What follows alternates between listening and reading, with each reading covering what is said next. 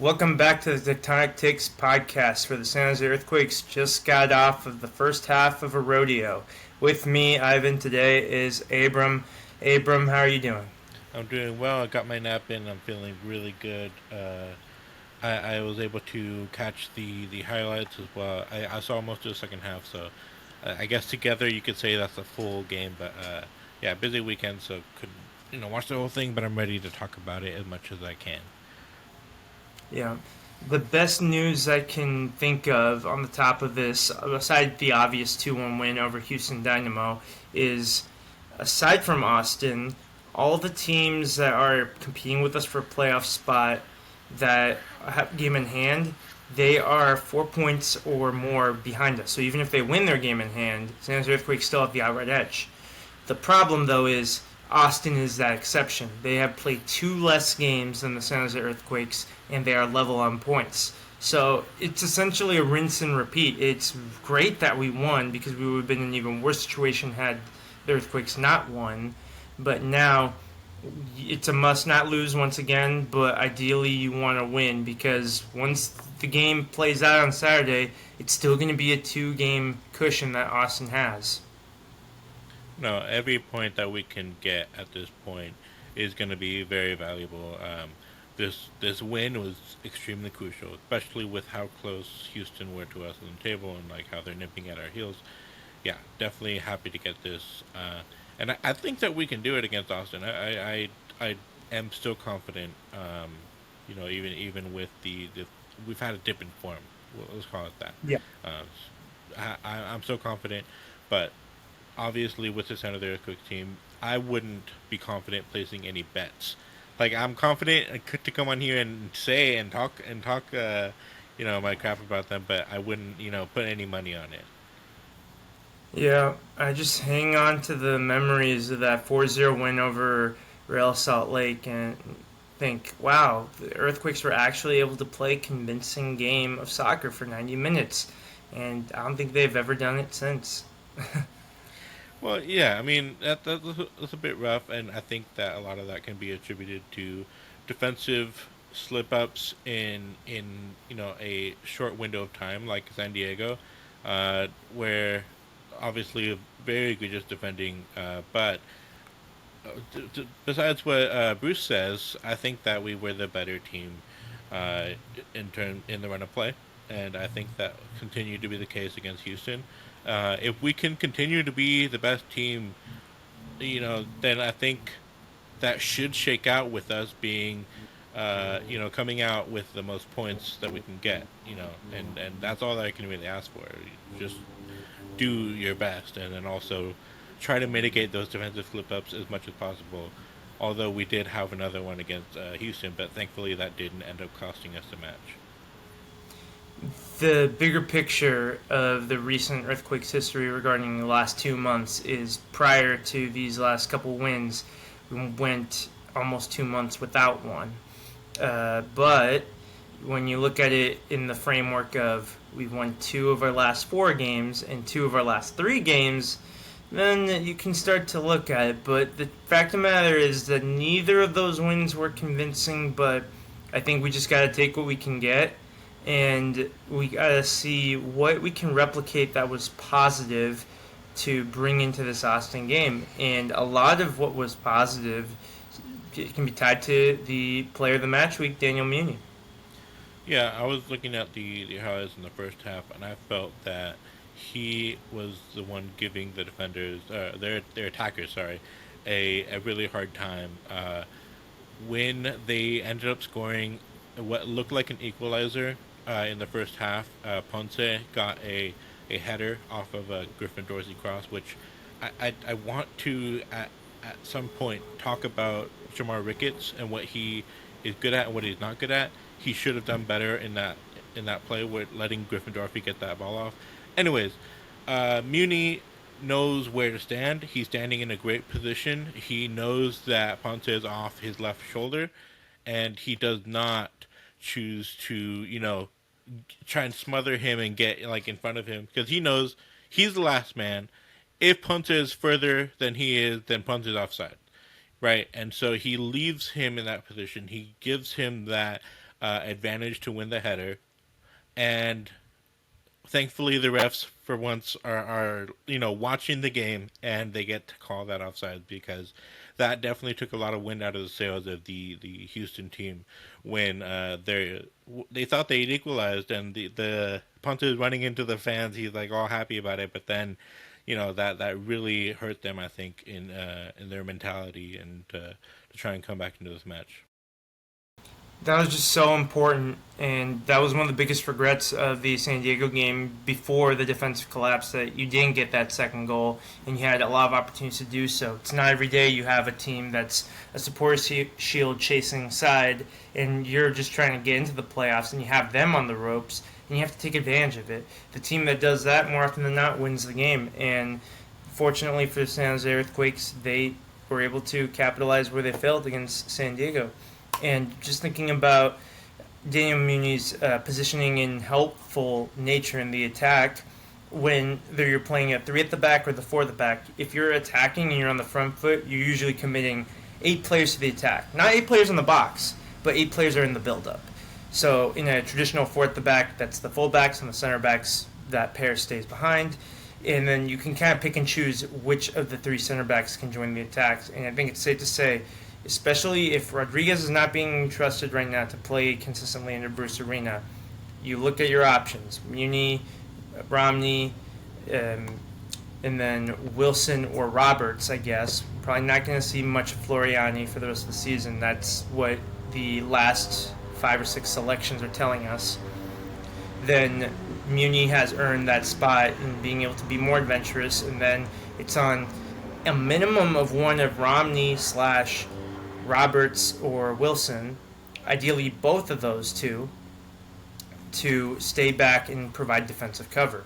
And maybe this is just a hot streak that might go away from Munie, but I think this season we've seen him perform well in every aspect that you could possibly ask a center back to realistically be good at in a typical game.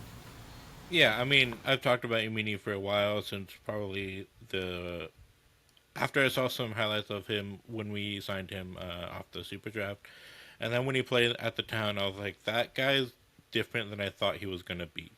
I looked at him and just, I don't know, just the way that he carries himself. I'm like, okay, a responsible center back gonna be great. But no, he's very agile. He's very fast. He can jump like crazy. So, and then also he pairs that with a solid amount of defensive awareness, a very good amount of determination to win the ball back and do all those sort of things, and obviously that's very much helped by his really strong pace and ability to win the ball in the air. And we saw that ability to win the ball in the air against Houston a few games ago, when he actually, we're calling him Air Munie for a bit, and when he won that header and scored a goal. That we didn't end up winning that game, but regardless, it was still a great moment for him. He was talked about a lot throughout this match. The commentary team had a lot of praise for Munie, and I'm happy that he's getting this praise is being recognized from not just San Jose fans, but also league wide, because he's really proven himself to be a very good acquisition in the Super Draft.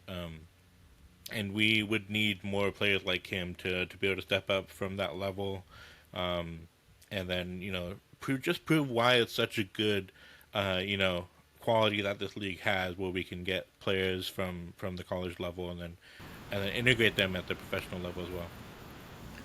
So, tectonic take alert. If you do a redraft of that 2023 MLS Super Draft, Daniel Munie is a top 5 pick. And I'm going to break down the top 5 picks here.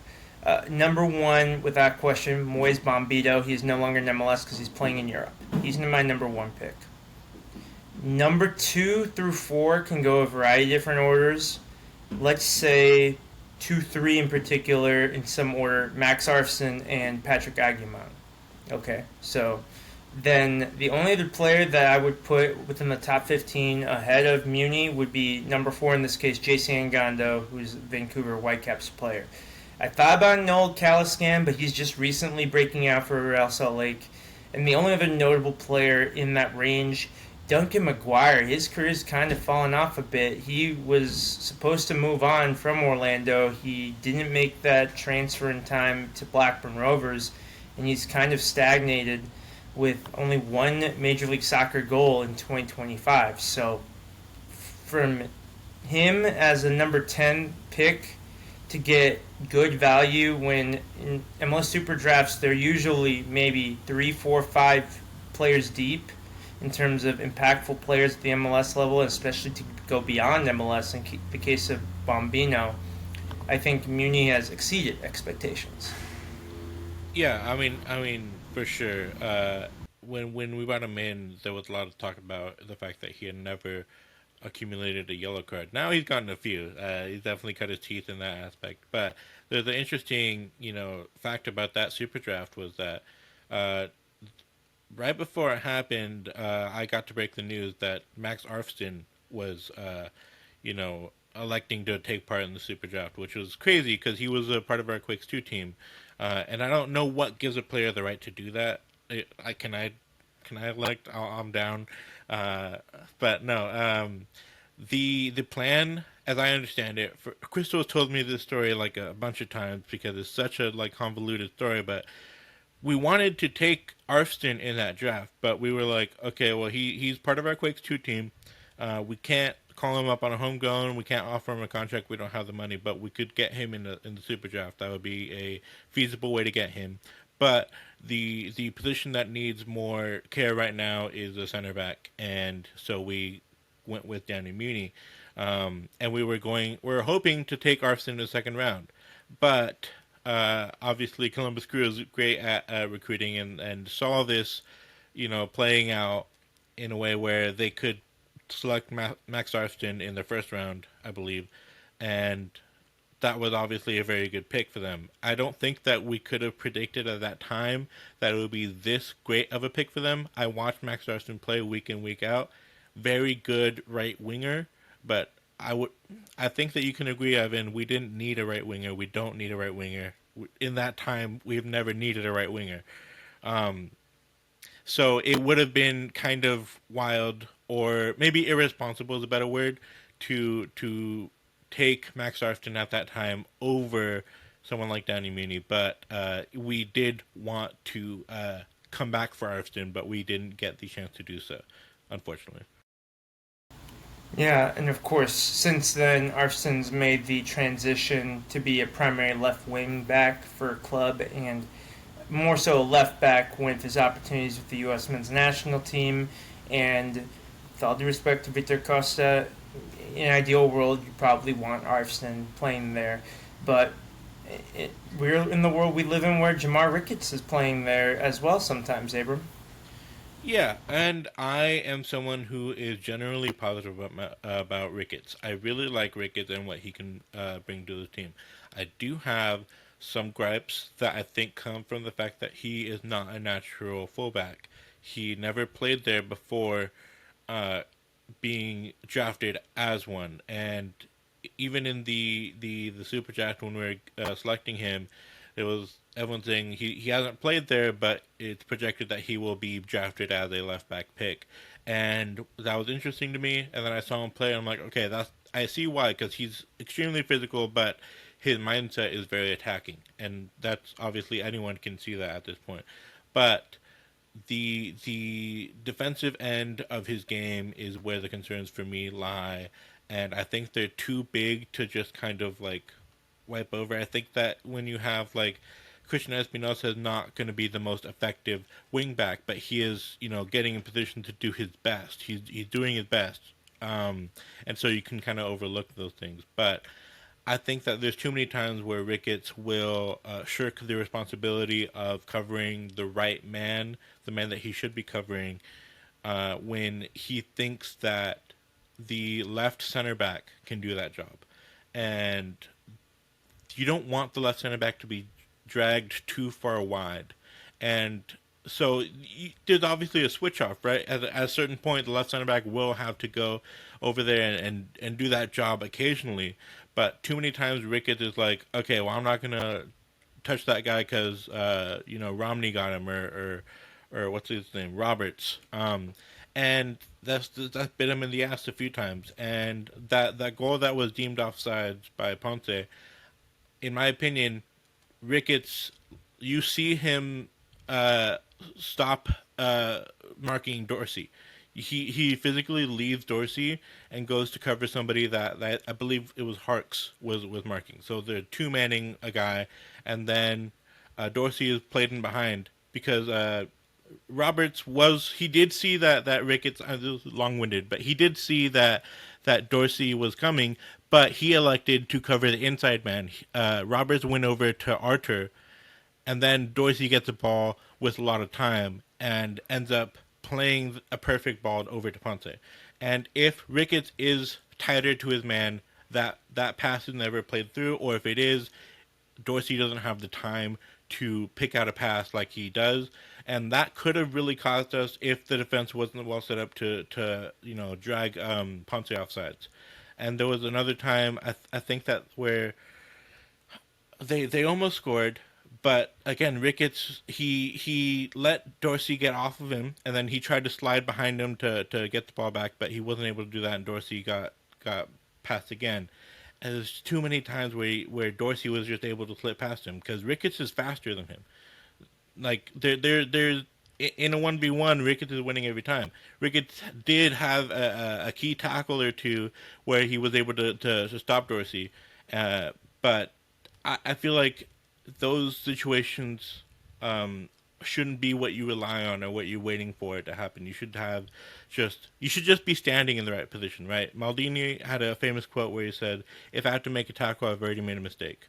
And I think that kind of philosophy applies here with Ricketts. I think that he should just be a little bit more responsible when seeing who to mark, and be less concerned with what's going to be the most advantageous for me once we get the ball back in terms of turning over and going forward and putting me in the right position to make a run and get the ball. So that's my take on Ricketts right now, but I do believe that with the right coaching, he can turn that around. And this is up to Bruce Arena, of course, but if we had to pick one left wing back to start the rest of the season, I think you and I both would root for Ricketts in that scenario. I want to say yes. I would love to say yes, but I think that when you're looking at the positioning, say you're not watching the game, but you're watching like a board with pins moving around as the players move. Victor Costa is in the right position more often. And I understand. I know that he makes these silly mistakes, and I agree. And I think that as of late, he's made too many mistakes to start. And I think it was the right decision to start Ricketts for this match. But I think in the course of a season, Ricketts is probably going to cost you more on the defensive end. I think that Ricketts is a lot better going forward, a lot faster. He can get up and down much quicker, and that's gonna really help you out.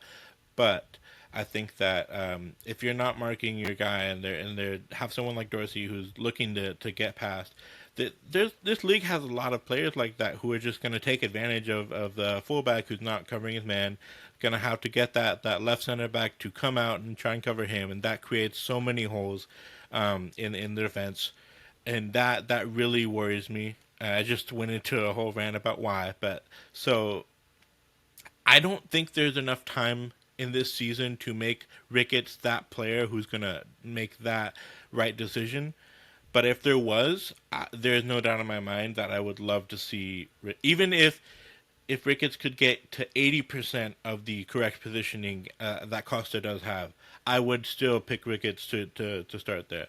But I think that he is just a little bit too much of a liability for me to start consistently against a team that is strong attacking down that side.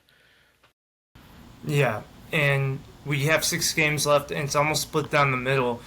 I don't think that Austin FC, which we played twice in these last 6 games, and St. Louis City have the personnel that would cause Ricketts problems.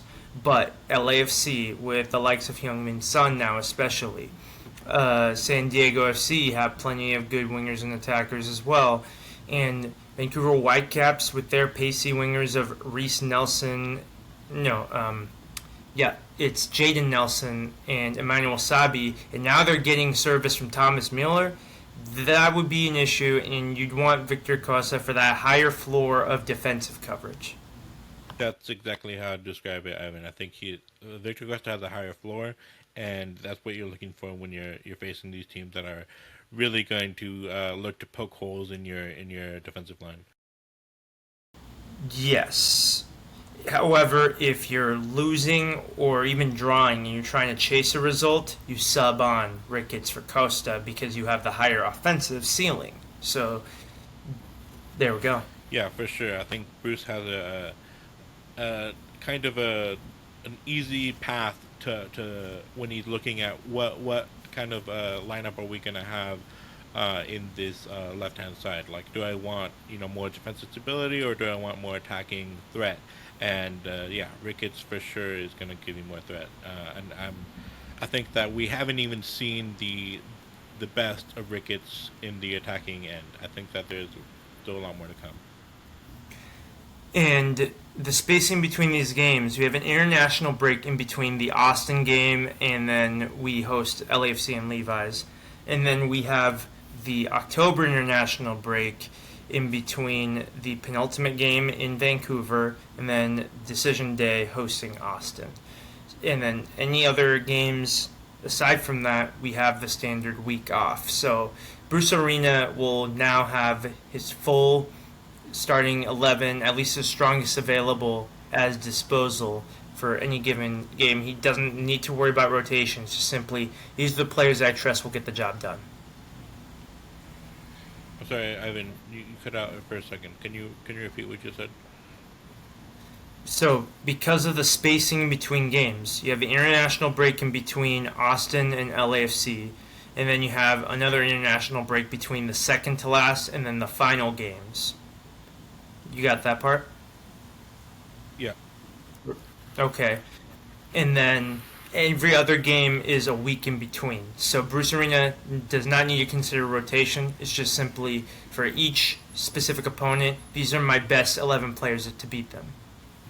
Yeah, I mean that's what you hope. I think that Bruce Arena is kind of he's a little bit of a wild card in terms of who he's gonna pick. I've seen him like with a week break, he still picked the team where I'm like that's a little bit of a rotation side, but no, I think if I'm a betting man, then I would definitely bet that you're right and that we would hopefully put up the best 11. I think that Ronaldo Vieira is going to be an interesting one to see where Bruce sees him rather than his actual ability.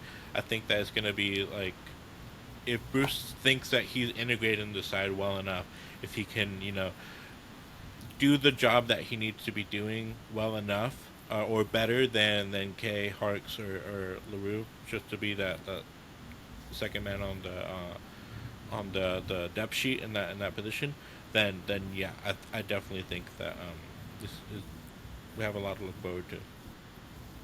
Yeah. We did get to see Vieira for the second half of the game. He put a solid performance. It wasn't anything spectacular, but at the same time, he's not filling a spectacular role. He's fulfilling a necessary role.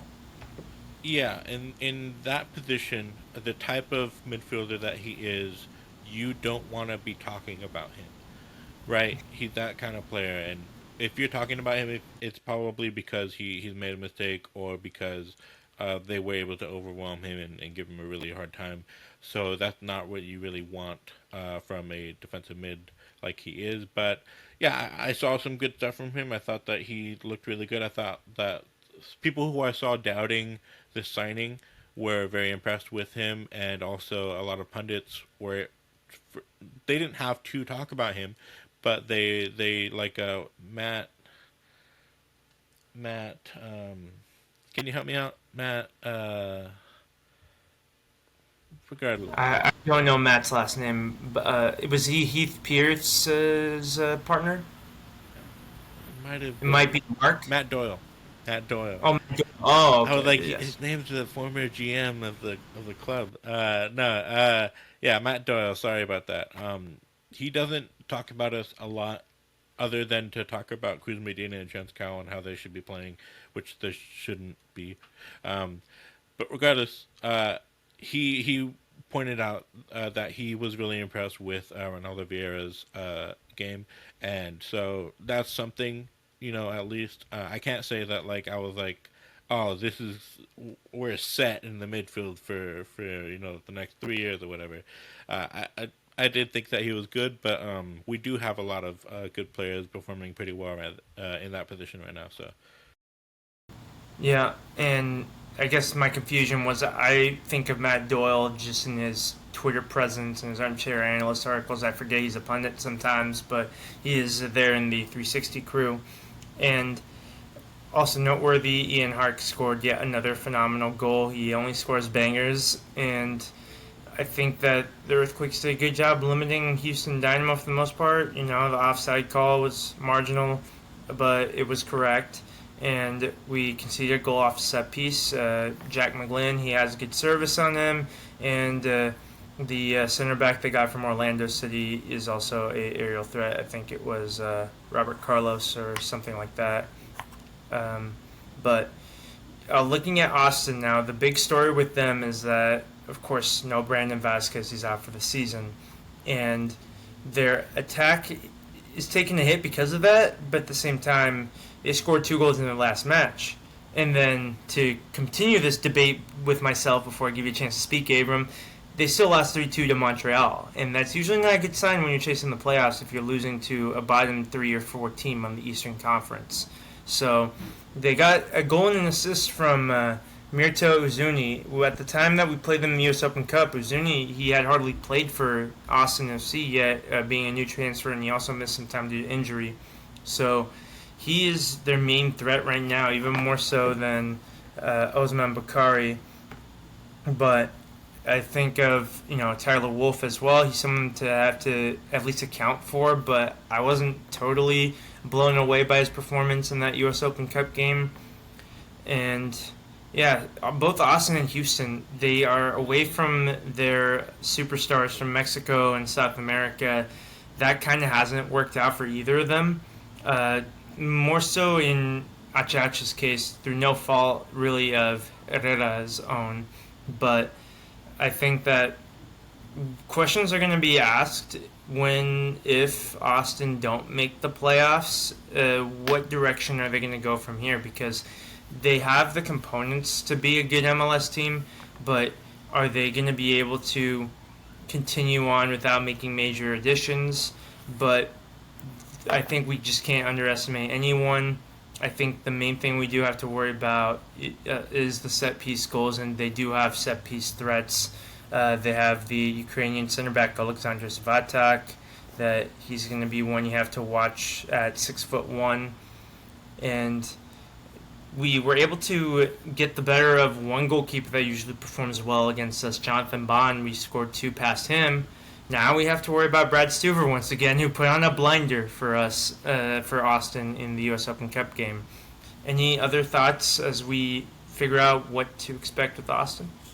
I want to talk about the Austin thing. I first want to say that the Houston game for me should have been 2-0 because that goal that they ended up scoring, while it was a great header and that the ball in was really great because it was away from our center backs and more towards where Ian Harkes was marking, and he's not as tall as center backs, obviously.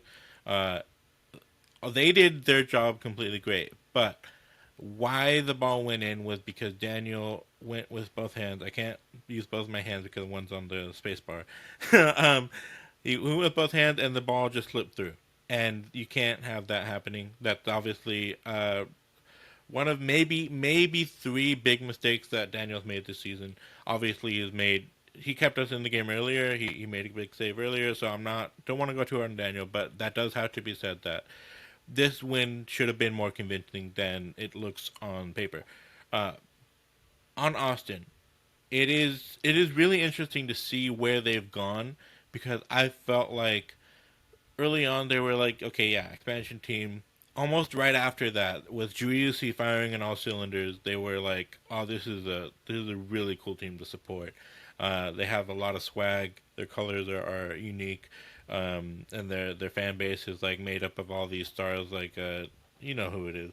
And then they have that cool thing where whenever they score, the stadium goes green. all those kind of things are the things that I love to see in MLS fan base, and just I love to see them doing well. But since then, since Driussi, something happened to him, he just stopped being the same player for them, and then they let him go, and everything that happened so far, it's been really weird, and I don't think that they've really recovered or been able to get back to that point. But they're still a team that plays with a lot of heart. I don't think there's ever been a game where we played them where I felt like that was easy. I felt like they give us a really good game ethic. They show up every time. For some reason, we just it's like us and RSO. We just really have like this tension between us where we have to duke it out every time. Um, so I can't predict what this game's going to be like. I would love to hear Hernan's thoughts. I don't remember what their show is called. Maybe you do, Ivan. But that We are Austin TV. yeah, we're Austin TV. That's right. I would love to talk to him ahead of this match, and pick his brain and see what he thinks. But yeah, Austin is such a mixed bag where they do have quality, but we also have quality, and I do think that we should be able to come out on top. Another thing to consider for Austin is that they have to really go for it in this game with all their personnel. They may have a few call ups in the international break, and they're one of the few teams that have to play a game during that break because there's not a lot of other places to put makeup fixtures right now. So they may be missing players against Sporting Kansas City, but against Sporting Kansas City, you have kind of circled the drain a little bit. So even with the rotate team, Austin could get points there. That's going to be a big Texas Cup clash Saturday, September 13th against Dallas. And sandwiched in between that game and then the Sounders game, they have 4 days rest before their U.S. Open Cup semifinal against Minnesota. So Austin may be in a position that we might have been had we advanced, where you're going to have to make some tough choices in who to play in those games because you want to win the U.S. Open Cup, but you also want to make the playoffs. Both of those goals are very important for these clubs. So, but either way, that's still a few games away. Austin know that this game is just as important to them as this game is for us, and that's what makes this game really, really interesting. And it's yet another game that my attention may not be completely focused on when I watch that game because I'll be headed to the Oakland Roots game on Saturday. So we'll see how that goes. And might I just say how it's weird. All three Bay Area soccer teams, Bay FC, Oakland Roots, and San Jose Earthquakes, are essentially in a very similar position where they're walking a tightrope to get to the playoffs, and you can throw in the Giants and the Valkyries in there as well to extend it to all sports in the Bay Area right now. That if you're a Bay Area sports fan and you follow those are your favorite teams in three sports, you're stressed out every day for the basketball and baseball aspect, and then every week for the soccer aspect. I see friends going to PayPal Park and then also going to Levi's weekly to watch 49ers. They go to Oracle. I'm like, I don't have whatever job you have. I wish I had because I don't have time to be going to all these stadiums and all the time. But it is 100% very stressful. I can imagine. I am just a soccer guy, thankfully, so I can go to sleep at night. But I've had enough of whatever this is. I'm freaking out all the time being Quakes fan, and this is a good season for us comparatively to last season. And that, there's no denying that. This is a much better season than that was. But no, definitely. This is why we love sports, Ivan. This is why we do this. That's why we go every week. If you're not feeling anything, what are we doing? Just play FIFA. Yep, and playing FIFA, there's nothing wrong with that. Actually, there's a lot of things wrong with FIFA, but that's a topic for another day. Um, I'm happy to see the Earthquakes get this win here. They have meaningful games left to play. If they did not win here, who's to say that there's going to be a lot of significance by the time that they host LAFC, which would be a PR disaster for the Earthquakes team because they're billing this game like it's a heavyweight boxing fight. Even if maybe we're Little Mac and LAFC is Mike Tyson. But hey, Lil Mac is the main character of that game, so he's supposed to win. That is true, and it's difficult for me because I don't know if actually Son is Devin's favorite player, but Devin is a Spurs fan, so this is gonna suck for him. But Son was before he went to LAFC my favorite player. Now I have to say it's technically someone else. We're working on that, but it I am just really hoping that he doesn't score against us and that we can pull off another one of those upsets where everyone's assuming that LAFC is going to win, and for some reason we just give them the game of their lives. Right. And the purists of the Earthquakes fans that have been around a long time, they wish that Stanford Stadium still had that clutch factor that Levi Stadium apparently has. We've been getting wins a lot more consistently and recently in that stadium compared to Stanford, where we get a lot of draws against LA Galaxy.